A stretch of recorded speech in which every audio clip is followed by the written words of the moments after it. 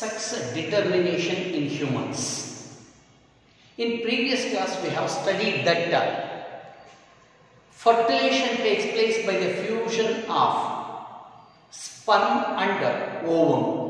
Sperm ಮತ್ತು ovum fusion ಆಗಿ fertilize ಆಗುತ್ತಾ, fertilize ಆಗಿರ್ತಕ್ಕಂಥ ಸೆಲ್ zygote ಅಂತ ಕರೆದಿದ್ದೀವಿ. ಅಲ್ಲಿಂದ ಮುಂದೆ ಬೆಳವಣಿಗೆ ಸ್ಟಾರ್ಟ್ ಆಗುತ್ತೆ, development. In this stage sex of the baby is decided. ಹಾಗಾದ್ರೆ ಹೇಗೆ sex of the baby, how the sex determined in humans? Humans ಅಲ್ಲಿ number of chromosomes are 46. Number of chromosomes in the humans are 46. 46 ಅಲ್ಲಿ 44 autosomes, 2 sex chromosomes ಅಂತ ಹೇಳ್ತೀವಿ. So 44 autosomes male and female ನಲ್ಲಿ same ಇದೆ, father and mother ಅಲ್ಲಿ. But sex chromosomes motherly XX ಇರುತ್ತೆ, 2 X chromosome ಇದ್ರೆ female ಆಗುತ್ತೆ, ಒಂದು X ಒಂದು Y ಇದ್ರೆ ಮೇಲ್ ಆಗುತ್ತೆ. So mother having 44 plus XX, father having 44 plus XY. At the time of meiosis, gamete formation ಆಗಬೇಕಾದ್ರೆ ಮಿಯಾಸಿಸ್ ಆಗುತ್ತೆ. ಆ ಮಿಯಾಸಿಸ್ ಟೈಮಲ್ಲಿ ಸೊ ಸೆಗ್ರಿಗೇಷನ್ ಆಗಿ ಮದರ್ ಅಲ್ಲಿ 1 ಓವಮ್ ಅಲ್ಲಿ 1 egg ಅಲ್ಲಿ 24 ಪ್ಲಸ್ X ಬರುತ್ತೆ, ಅನದರ್ 24 ಪ್ಲಸ್ X ಬರುತ್ತೆ. ಓನ್ಲಿ 1 ಓವಮ್ ಪ್ರೊಡ್ಯೂಸ್ ಆಗುತ್ತೆ. ಇಲ್ಲಿ ಮಿಯಾಸಿಸ್ ಹೇಳಲಿಕ್ಕೆ 2 ಮಾಡಿದೀವಿ. ಸೊ 2 ಓವಮ್ ಒಂದೇ ಟೈಪ್ ಇದೆ, ಅದಕ್ಕೆ ಹೋಮೋಗ್ಯಾಮೀಟ್ಸ್ ಅಂತ ಕರಿತೀವಿ. ಸೊ ಒಂದೇ ತರ 2 ಗ್ಯಾಮೀಟ್ಸ್ ಪ್ರೊಡ್ಯೂಸ್ ಆಗಿದೆ. So same single type of ovum produce ಆಗುತ್ತೆ. ಫಾದರ್ ಅಲ್ಲಿ 44 ಪ್ಲಸ್ XY ಇದೆ, 22 ಆಟೋಸೋಮ್ಸ್, ಒಂದು ಸ್ಪರ್ಮ್ ಅಲ್ಲಿ X ಇರುತ್ತೆ, ಅನದರ್ ಸ್ಪರ್ಮ್ ಅಲ್ಲಿ Y ಇರುತ್ತೆ. ಅಂದ್ರೆ 2 ಟೈಪ್ಸ್ ಆಫ್ ಸ್ಪರ್ಮ್ಸ್ ಪ್ರೊಡ್ಯೂಸ್ ಆಗುತ್ತೆ. 50% of sperms having X chromosome, 50% of sperms having Y chromosome. ಈ 24 ಪ್ಲಸ್ X ಇರ್ತಕ್ಕಂಥ ಎಗ್ ಅಲ್ಲಿ ಅಥವಾ ಓವ್ಗೆ 24 ಪ್ಲಸ್ X ಇರ್ತಕ್ಕಂಥ ಸ್ಪರ್ಮ್ ಜಾಯಿನ್ ಆದ್ರೆ 44 ಪ್ಲಸ್ XX ಆಗುತ್ತೆ. This will be developed into female baby. Suppose 22 plus X ಇರ್ತಕ್ಕಂಥ ಓವ್ಗೆ 22 plus Y ಇರ್ತಕ್ಕಂಥ sperm join ಆದ್ರೆ so that will be 44 plus XY ಆಗುತ್ತೆ. That will be developed into the male baby. ಹಾಗಾದ್ರೆ look at here, the mother only one type of ovum produce ಆಗೋದು. Sex of the baby is decided by the father but not by the mother. Sex of the baby ಹೇಗೆ decide ಆಗುತ್ತೆ? It is decided by the father's sperms, not by the mother. This is the sex determination in humans.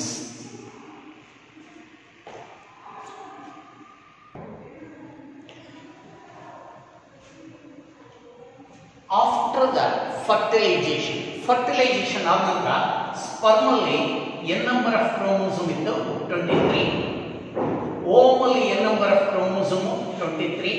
So 2 join ಆಗುತ್ತೆ. So that produces a single diploid cell, 46 chromosomes ಇದೆ. ಇದನ್ನ zygote ಅಂತ ಕರೀತೀವಿ. Zygote ಇದು fertilisation.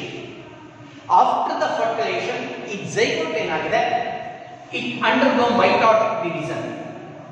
ಇದು mitosis division ಆಗುತ್ತೆ. 2 cells ಆಗುತ್ತೆ, 4 cells ಆಗುತ್ತೆ, 8 ಸೆಲ್ಸ್ ಆಗುತ್ತೆ, ಹೀಗೆ ಡಿವಿಷನ್ ಆಗುತ್ತೆ, ಮೈಟಾಟಿಕ್ ಡಿವಿಷನ್ ಆಗುತ್ತೆ. Such mitotic division of the zygote is called cleavage. What is cleavage? ಅಂದ್ರೆ mitotic division of the zygote is called cleavage. So ಇದು division start ಆದಾಗೆಲ್ಲ one side divides.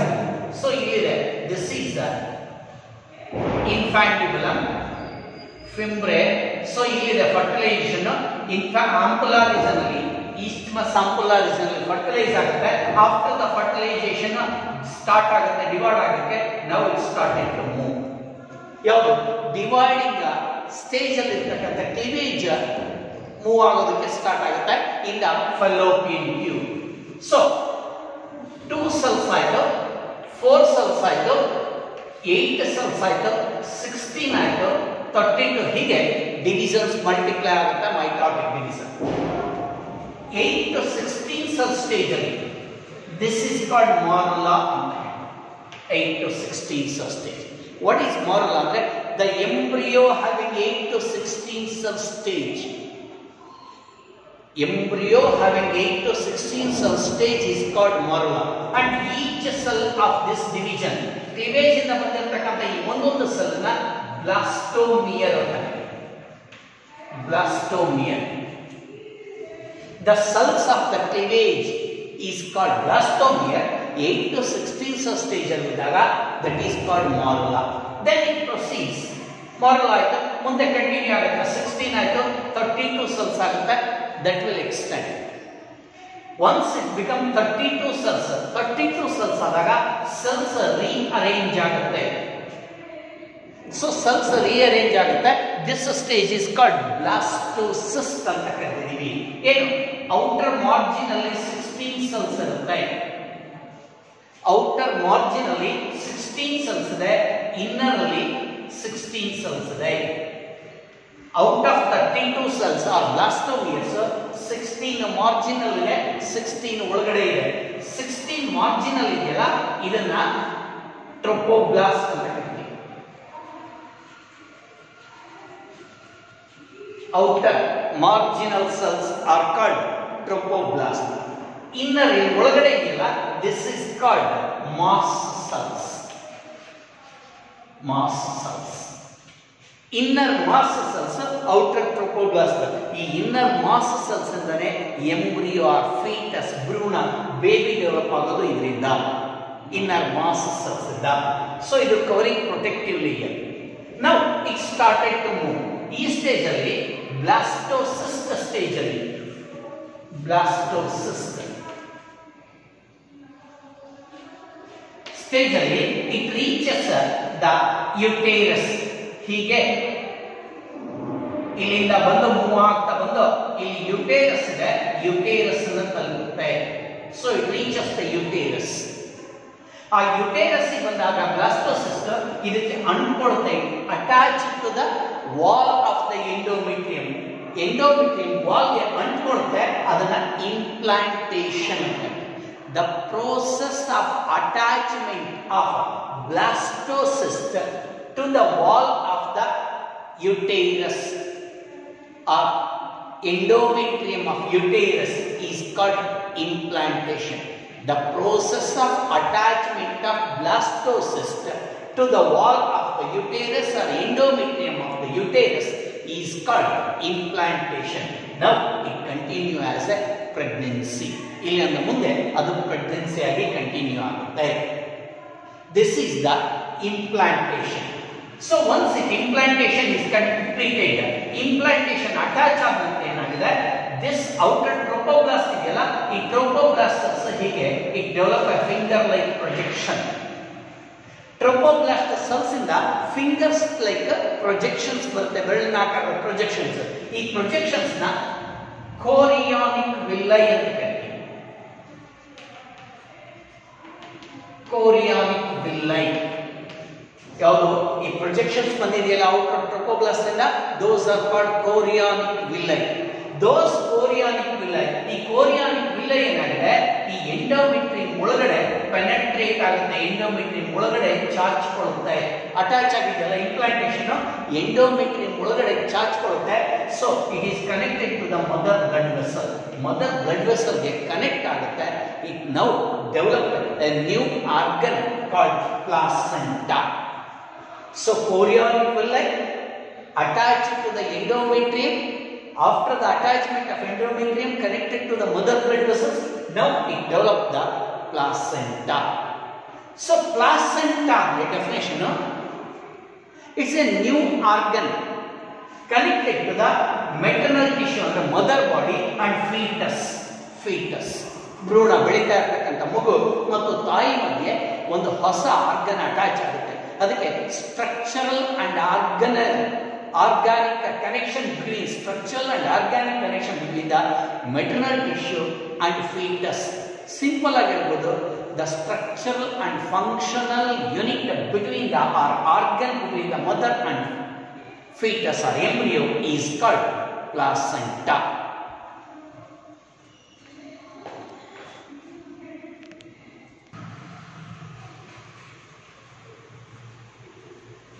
This is the fetal development or baby development in the uterus. So So this chorionic villi are connected to the wall of the endometrium. So chorionic villi endometrium ಗೆ connect ಆಗಿದೆ. So that develops the placenta. ಈ placenta develop ಆಗಿರೋದು ಇಲ್ಲಿ. ಆ placenta ಏನಾಗಿದೆ, foetus ಅಂದ್ರೆ ಬೇಬಿಗೆ connect ಆಗಿರೋದು. This is called umbilical cord ಅಂತ ಕರಿತೀವಿ. ಅದರಲ್ಲಿ ಬ್ಲಡ್ ವೆಸಲ್ಸ್ ಇದೆ. Umbilical cord with vessels, umbilical cord ಹೊಕ್ಕಳ ಬಳ್ಳಿ ಅಂತ ಹೇಳ್ತೀವಿ. ಅದು ಇದನ್ನ ಕವರ್ ಮಾಡ್ಕೊಂಡಿರೋದು. This is the amniotic fluid. ಇಲ್ಲಿರೋದು ಫ್ಲೂಯಿಡ್ ಇದೆ. ಫ್ಲೂಯಿಡ್ ಒಳಗಡೆ ಡೆವಲಪ್ ಆಗುತ್ತೆ ಆಮ್ನಿಯಾಟಿಕ್ ಫ್ಲೂಯಿಡ್. ಹಾಗೆ ಈ ಸ್ಮಾಲ್ ರೆಡ್ಯೂಸ್ಡ್ ಆರ್ಗನ್ ಇದೆ, that is yolk sac. The cervix, ಈ ಸರ್ವಿಕ್ಸ್ ಅಲ್ಲಿ ಇಟ್ ಡೆಪಾಸಿಟೆಡ್ ದ ಮ್ಯೂಕಸ್. ಹಾಗಾಗಿ ಮ್ಯೂಕಸ್ ಪ್ಲಗ್ ಅಂತ ಹೇಳ್ತೀವಿ. Further no more entry of other the male gametes or something. So this is structure of a developmental stage of embryo. So placenta ಅಂದ್ರೆ ಏನು ಅಂತ ಹೇಳಿದ್ರೆ, ಇದು placenta. The placenta is organic connection between the mother and fetus. New structural and organic connection. What is the function of placenta? ಇಲ್ಲಿ fetus develop ಆಗ್ತದೆ, ಮಗು develop ಆಗ್ತದೆ. ಅದಕ್ಕೆ ತಾಯಿಯಿಂದ ಏನಾಗಿದೆ, ಆಕ್ಸಿಜನ್ ಸಿಗುತ್ತೆ. ಫಸ್ಟ್ ಫಂಕ್ಷನ್ ಏನು, it supply oxygen to the foetus. ಹಾಗೆ ಸೆಕೆಂಡ್ ಏನು, ಇದರಲ್ಲಿ ಕಾರ್ಬನ್ ಡೈಆಕ್ಸೈಡ್ ರಿಲೀಸ್ ಆಗಿದೆ ಫೀಟಸ್ ಅಲ್ಲಿ, ಅದನ್ನ ಆಚೆ ತೆಗೆದಾಕಬೇಕು, removal of carbon dioxide. Third, the development, ಈ ಬೇಬಿ ಡೆವಲಪ್ ಆಗೋದಕ್ಕೆ ಸಾಕಷ್ಟು ಹಾರ್ಮೋನ್ಸ್ ಬೇಕು. ಹಾರ್ಮೋನ್ಸ್ ಅನ್ನು ಸಪ್ಲೈ ಮಾಡುತ್ತೆ. Hormones, it supply the hormones for the development, necessary hormones. Fourth, mother ಏನಾದರೂ ಸಣ್ಣ ಸಣ್ಣ ಕಾಯಿಲೆಗಳು ಬಂದರೆ ಅದರಲ್ಲಿರ್ತಕ್ಕಂಥ ಬ್ಯಾಕ್ಟೀರಿಯಾ, ಮದರ್ ಬಾಡಿಯಲ್ಲಿರ್ತಕ್ಕಂಥ ಬ್ಯಾಕ್ಟೀರಿಯಾ ಫೀಟಸ್ಗೆ ಎಂಟರ್ ಆಗದೆ ಇರೋ ರೀತಿ, ಮಗುಗೆ ಎಂಟರ್ ಆಗದೆ ಇರೋ ರೀತಿ ತಡೆಯುತ್ತೆ. Act as a barrier. So it act as a barrier. Next, it also supplies antibodies. ಇದಕ್ಕೆ ರೋಗ ನಿರೋಧಕ ಶಕ್ತಿ ಬರಬೇಕಲ್ಲ ಬೇಬಿಗೆ, ಹಾಗಾಗಿ ಅದಕ್ಕೆ ಆಂಟಿಬಾಡೀಸ್ ಅನ್ನು ಸಪ್ಲೈ ಮಾಡುತ್ತೆ. Antibodies through the placenta. And it supplied the proteins, lipids and glycogen whatever required. ಬೆಳವಣಿಗೆ ಬೇಕಾಗಿರತಕ್ಕಂಥ proteins, lipids and carbohydrates, so glycogen ಇದನ್ನ ಸಪ್ಲೈ ಮಾಡುತ್ತೆ. And it also act like, common ಆಗಿ ಹೇಳ್ಬೋದು ಅಂದ್ರೆ it act like digestive system, lungs and circulatory system, even kidney. So human ಬಾಡಿನಲ್ಲಿ ಮಾಡ್ತಕ್ಕಂಥ 4 vital function, digestion, circulation, respiration, excretion, 4 ಸಹ ಈ ಒಂದು ಪ್ಲಾಸೆಂಟಾ ನಿಭಾಯಿಸುತ್ತೆ. These are the functions of placenta. Next, ಈ ಪ್ಲಾಸೆಂಟಾ ಏನಾಗಿದೆ, temporarily it act as a endocrine gland. So this placenta is developed only at the time of pregnancy. ಆ time ಅಲ್ಲಿ ಏನಾಗಿದೆ, it act as a temporary endocrine gland ಆಗುತ್ತೆ ಹಿಂದೆ. So after the ovulation corpus luteum ಆಗಿತ್ತು, ಹಾಗೆ ಇದು endocrine gland ತರ ಕೆಲಸ ಮಾಡುತ್ತೆ. What are the hormones it secrete? One is HCG, human chorionic gonadotropin. ಇದೇ ಪ್ರೆಗ್ನೆನ್ಸಿ ಟೆಸ್ಟ್ ಮಾಡೋದಕ್ಕೆ ಬಳಸ್ಕೊಳ್ತಕ್ಕಂಥ hormone. So HCG, human chorionic gonadotropin. Second one is